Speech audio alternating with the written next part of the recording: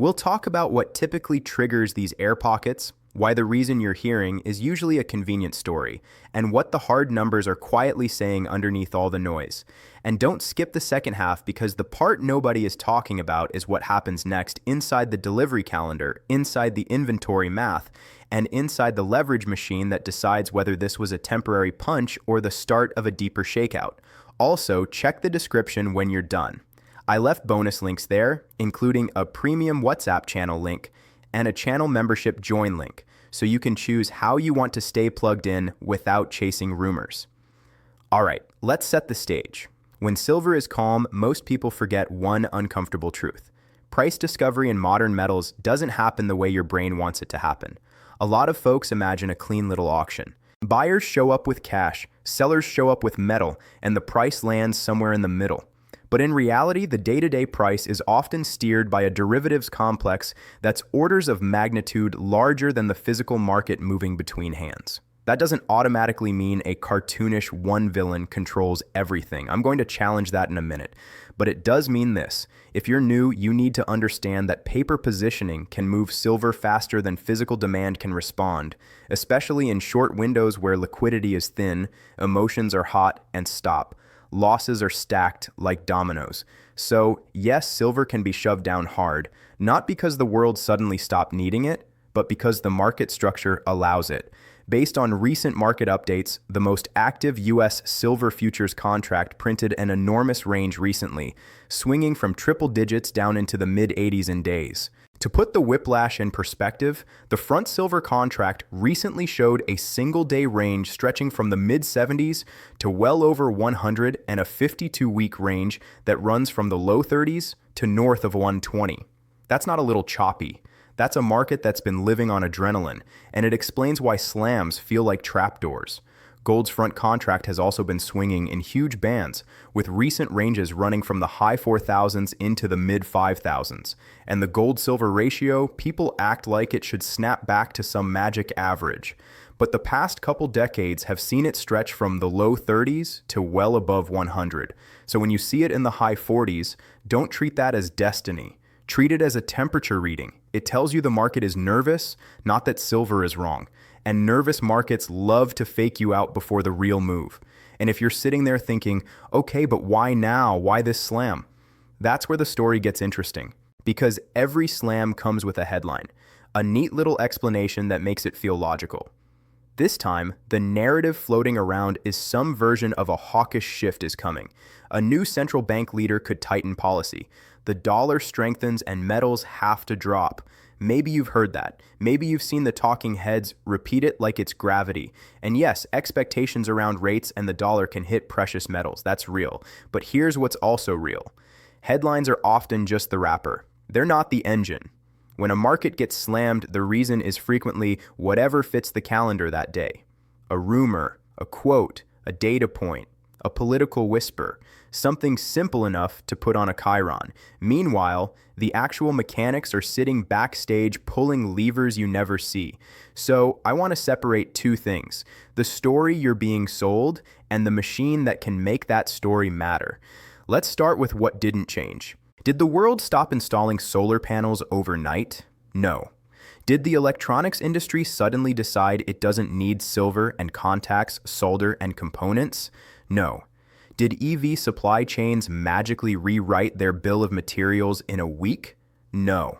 Technologies can thrift silver over time. Sure, manufacturers always try, but meaningful substitution is a slow grind, not a weekend decision. And recently published numbers still show industrial silver demand remaining massive, with solar alone pulling a staggering amount of metal into production lines. For example, the solar sector's silver usage was reported around 200 million ounces in a recent annual survey. So if the real-world demand engine didn't suddenly collapse, then why the air pocket? Because paper can do what factories can't, move instantly. Now, I promised I'd challenge the "there is no free market" claim. Here's my take. It's not that silver is some perfectly fair angelic market. It's not. Like most major markets, it has big players, algorithmic strategies, and a heavy reliance on futures and options. That opens the door for squeezes, dumps, and games that feel ugly. But saying nothing is real is a trap too. Because if nothing were real, silver would never recover after a slam. It would just drift. Instead, what you see over and over is that these violent moves can't erase the fundamentals. They can delay them. They can distort the path. They can punish people who use leverage, but they can't delete physics. And silver is physics. It's a critical material in a world that's electrifying everything, where power efficiency matters and where reliability in components is non-negotiable. So here's the more accurate model. The paper market can bully the price short-term, but the physical market can corner the paper market long-term. That's the chessboard. Now, let's talk about the excuse. In the last few sessions, precious metals also got hit in other venues outside the US, with sharp downside moves being pinned on a strengthening dollar, profit-taking, and policy uncertainty. Again, plausible. But plausibility isn't proof because the slam had the fingerprints of something mechanical. A move fast enough to trip stops, force margin calls, and trigger automatic selling into illiquid moments. This is where the click of a mouse idea comes from. Not because there's literally one person clicking one button, but because the infrastructure is built for speed and scale. When the market is crowded on one side, it doesn't take a conspiracy. It takes a cascade. Think of it like a packed theater with one narrow exit. If smoke appears, you don't need a villain to cause a stampede. The structure itself creates the stampede. Now, what crowded this market? One word, leverage. Silver runs attract leverage traders because the moves are bigger than gold's. That's the thrill. That's the danger. And when the run gets hot, options dealers hedge, momentum funds pile in, and the whole thing can go vertical. Then, when price turns, leverage becomes a trap. The exchange can raise margin, brokers can tighten, volatility spikes. People who were investors discovered they were actually tourists holding a ticket with an expiration date. From recent market chatter, margin changes were even cited as a factor amplifying the downturn in some trading venues. Now, here's the cliffhanger. If leverage was the fuel, what was the spark? Because the spark matters. It tells you whether this is a routine shakeout or a deliberate reset ahead of something bigger. So, let's follow the spark trail. A lot of eyes are on the central bank narrative. Who might be in charge? How aggressive they might be? Whether rate expectations shift. That's not crazy. Markets trade expectations. But the more important question is this. Why did the market react with such violence if it was just a change in expectations? Answer: because expectations were the excuse that allowed positioning to unwind, and when positioning unwinds in silver, it's never gentle. Now let me take you to something most people ignore: the way derivatives can create supply. Here's what I mean. In a physical market, you can't sell what you don't have. If you want to sell silver, you need bars, coins, or some claim that is actually deliverable. In a derivatives market, you can sell exposure, lots of it, immediately. This isn't automatically evil. Futures have legitimate uses, hedging, liquidity, price signals, but the side effect is that supply of paper can expand much faster than supply of real silver. And when a market wants to cool off a move, expanding paper supply is one of the fastest ways to do it. That's not my opinion. That's just how derivatives function. And here's where it gets spicy. Years ago, a former top regulator openly described how introducing futures can bring discipline to a rising asset by allowing short exposure to flow in. The language was polite. The effect was blunt. Translation: if an asset is running too hot, giving institutions a clean way to short it can cap the move. Now, I'm not saying that's the only factor here, but if you want to understand why silver can rocket and then get flattened, you can't ignore the role of the paper short side, because silver is one of those markets where concentrated short interest has been debated for years. And every time price gets wild, that debate gets loud again. So, what do we do with that? We zoom out to the numbers that can't be argued with. Volumes, inventories, delivery behavior, and real-world demand. Let's talk volumes first. The futures complex saw eye-popping activity recently with trading value and volume spiking hard during the run. When you see that, it tells you something important. This wasn't only stackers buying coins, this was a full-blown financial event. And financial events can reverse fast. But financial events also leave footprints. Here's the footprint I'm watching. Did this slam actually break the underlying demand, or did it just flush the leverage? Because if it flushed leverage while demand remains intact, that's not bearish long term. That's the market clearing its throat before the next move. That's why I said I sleep better. Now, let's hit the gold-silver ratio because people love using that as a compass. Recently, the gold-silver ratio was sitting in the high 40s, around 48, and change after silver's big moves. When that ratio climbs, it often means silver is underperforming gold. When it drops, silver is outperforming. But here's the trap. People treat the ratio like a law of nature. It's not. The ratio reflects a two-golf war between two different markets with different drivers. Gold is heavily monetary and macro. Silver is monetary and industrial, which means it can get yanked around by both fear and growth narratives. So the ratio can swing wildly depending on which story dominates. What matters more is what the ratio is telling you right now. The market is pricing in uncertainty, and uncertainty tends to favor gold first. That doesn't mean silver is broken. It means silver is being asked to prove itself again after a crowded run. Now, let's go to the part that separates tourists from people who actually understand this space. Delivery. Most people trade silver like it's a chart, but silver is a metal with a delivery calendar. Contracts roll, notices go out, bars move, or they don't. And when delivery months get tense, weird things happen. What we've seen in recent years is persistent talk about tightness, deficits, and shifting inventories. According to a major industry overview, total silver demand in the most recently reported full year was around 1.16 billion ounces. And the market has been dealing with repeated deficits largely because industrial demand has been stubbornly strong. Now, I'm not going to pretend every ounce of deficit means there's no silver left. That's another trap. Deficits can be met by drawing down above-ground stocks, recycling, and shifting inventories. But repeated deficits do one thing reliably: they reduce the cushion, and when the cushion is smaller, price shocks become more likely. That's the part people miss. Now, here's the next cliffhanger. If the physical cushion has been shrinking, why did the price just get crushed? Because that seems backwards, right? Unless the slam was never about the physical reality. Unless it was about behavior, specifically discouraging the herd. Because when silver is screaming higher, new buyers show up. Retail tries to pile in. Everyone starts talking about the new era. Then the slam happens, and the herd gets spooked. It's not a conspiracy to say markets do this. It's a psychological pattern that repeats in every asset class. So what should you do with that pattern? First, don't use leverage unless you can survive the gut punch. Silver is not a gentle teacher. Second, if you're building a position, think in tanchas, not all in hero moves.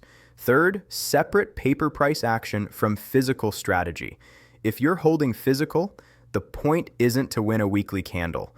The point is to own an asset that doesn't rely on a counterparty. And yes, that's still relevant. If you're successful, share your success story in the comments so others can stay motivated.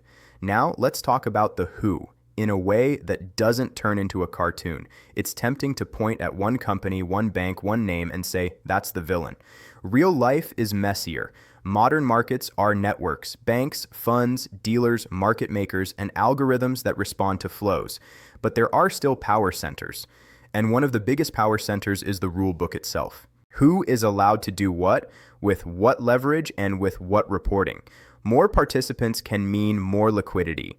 It can also mean more ways for paper to dominate the tape. So when someone asks, who did this? My answer is, the structure did this, and the biggest players within the structure know how to exploit it. Now, the why is where we need fresh thinking. The competitor narrative you saw floating around is basically they must suppress silver because it would blow up the system. Here's my more grounded take. Silver matters because it sits at the intersection of money psychology and industrial necessity.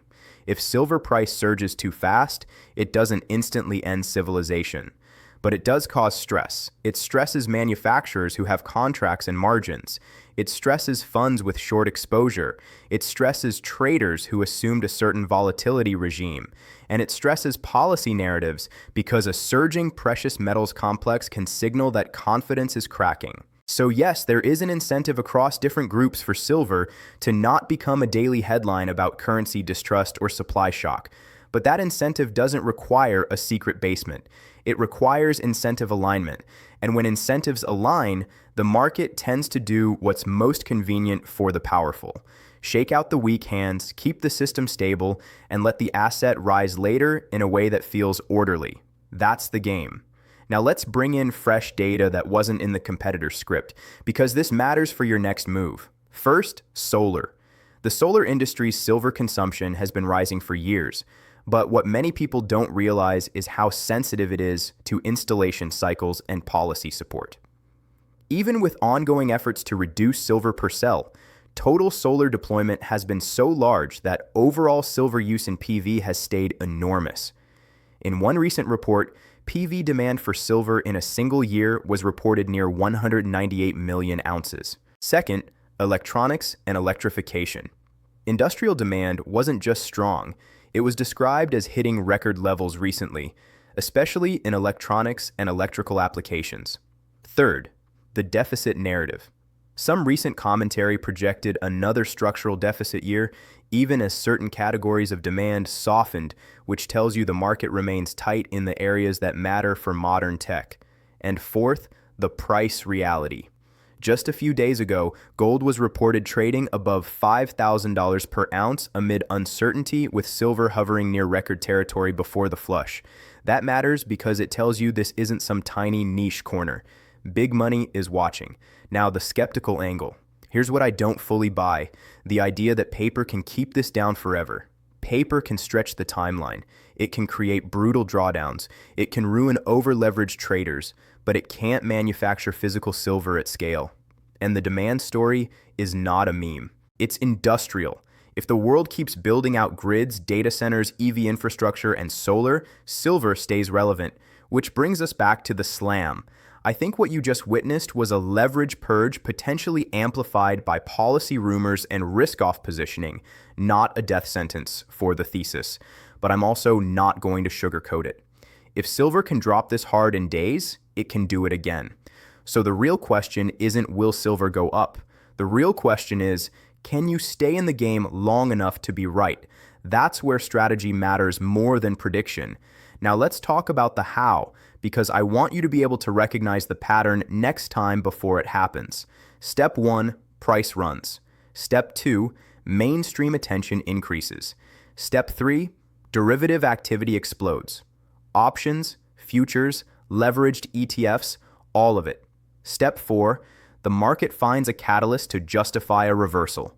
Rate talk, dollar talk, margin talk. Step 5, liquidity pockets appear, stops trigger, forced selling hits. Step 6, the story changes from silver is unstoppable to silver is dangerous. And right here at step 6 is where the opportunity usually hides.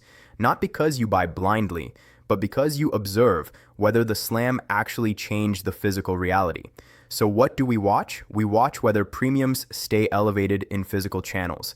We watch whether inventories draw down or stabilize. We watch whether delivery months show stress, higher standing for delivery, unusual movements, or sudden shifts in open interest. We watch whether industrial demand slows materially, not just in headlines, but in actual reported usage. We watch whether the gold-silver ratio stabilizes or continues to widen. We watch whether the dollar move is a real trend shift or a short-term squeeze. Now, I want to zoom in on something new that most people missed: product innovation on the exchange. The exchange is planning to introduce a 100-ounce silver futures product pending review, which is a big deal because it lowers the barrier for certain participants and can change liquidity dynamics. That might sound boring. It's not, because when you change contract size, you change who can play. And when more players can play, the market can become deeper, but also more reactive. More reactive means more whipsaws, which means more slams. So if you're wondering why does it feel like silver is getting wilder, that's part of it. Now let's walk through the delivery calendar logic without making your eyes glaze over. Non-Delhi months tend to be quieter, but that doesn't mean nothing happens. They can be used to reposition. They can be used to roll exposure. They can be used to set up for the big months where real pressure shows. The biggest delivery months become focal points because that's where paper meets the option to demand metal. And even if most contracts are cash settled or rolled, the delivery mechanism still anchors expectations. That's why the market cares about it even when people pretend it doesn't. Now, here's the payoff loop. March. I'm not making a prediction that March will be the mother of all deliveries. I'm not going to do that hype. What I will say is this. When you've just had a violent run and an equally violent slam, the next major delivery window becomes a magnet for speculation. People start asking, will longs stand? Will shorts offer metal? Will inventory shift?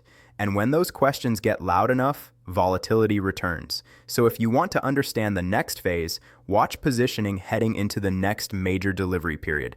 Now, I'm going to address a common misconception. People hear delivery and imagine trucks and forklifts. Sometimes there are real movements, yes, but often delivery can also mean the transfer of ownership of warehouse receipts while the metal stays in the system. That's not inherently fake. It's how warehousing works. But it does mean that you can't look at one headline number and assume it reflects metal leaving the ecosystem. You have to watch the net changes, the category shifts, and the patterns over time. That's why some analysts focus on trade data, imports, and industrial draw, because those are harder to handwave away. And when you look globally, silver flow into key manufacturing regions has been robust. We have publicly available data points suggesting certain importers have been consistently pulling in huge amounts of silver even when price was lower because their demand isn't speculative, it's operational. Now here's the cliffhanger that ties everything together. If industrial demand is real and deficits have been persistent and exchange products are expanding and volatility is rising, then why would anyone ever sell silver? Because timing is brutal. Because the path matters. Because most people don't lose by being wrong. They lose by getting shaken out. So if you're asking me what I think this slam means, here's the clean version. It means the market reminded you that paper sets the tone short term. It means leverage got punished. It means narratives can flip overnight. And it means you should build a plan that doesn't require perfect timing to survive. If you're stacking physical, the plan is usually simple. Accumulate over time. Don't chase parabolic moves, and don't let a slam convince you the world changed in a weekend. If you're trading paper, the plan is more complex. Size appropriately, respect volatility, and never assume a breakout can't reverse. Now, I want to ask you two questions, and I want real answers in the comments. First, when silver slammed, did you panic? Did you add, or did you do nothing? Second, what's your line in the sand that tells you a slam is just a shakeout versus a thesis-breaking event? And seriously, if you're successful, share your success story in the comments so others can stay motivated. Now, let's zoom out again and talk about what the market is really reacting to. Confidence. When gold is breaking new ground and silver is whipping around like a live wire, it's usually not just about jewelry demand. It's about trust. Trust in currency purchasing power. Trust in policy stability. Trust in growth forecasts. Trust in the idea that risk can be priced neatly. And lately, the macro backdrop has been a cocktail of uncertainty. We've seen elevated safe haven interest, and gold was recently reported pushing into record territory above 5,100 before easing. That tells you the market is already in a defensive posture. In that kind of environment, silver becomes a battleground. Half defensive asset, half industrial input, fully volatile. Now, I'm going to put a pin in something that might surprise you. The competitor script you gave me paints this like an on-off switch. Either the riggers are gone or they aren't. I think that's the wrong frame. The real frame is how tight is the system today compared to yesterday, because markets can be managed and still break. A dam can control a river until the river rises too high. So the question becomes, are we seeing signs of the river rising? And based on recently published numbers, the answer is yes in at least a few places. Industrial demand has stayed historically high. Solar continues to be a silver-hungry machine. And futures trading activity has reached extreme levels during the run. Those are all signs of pressure. But pressure doesn't tell you timing. Pressure tells you direction. If the narrative stays stuck on hawkish central bank, strong dollar, ask yourself, is the dollar actually trending, or is it just squeezing while everyone de-risks? because dollar strength can be transient, especially when uncertainty is the underlying driver of precious metals. And last, watch the microstructure. When you see sudden waterfall moves, ask, did this happen in a thin time window? Did it happen around key levels? Did it trigger a wave of stops? You'll start to recognize the pattern. Now, we've got to talk about what everybody wants to do after a slam. Blame someone. I get it. It's emotional. But blaming doesn't pay you. Understanding pays you.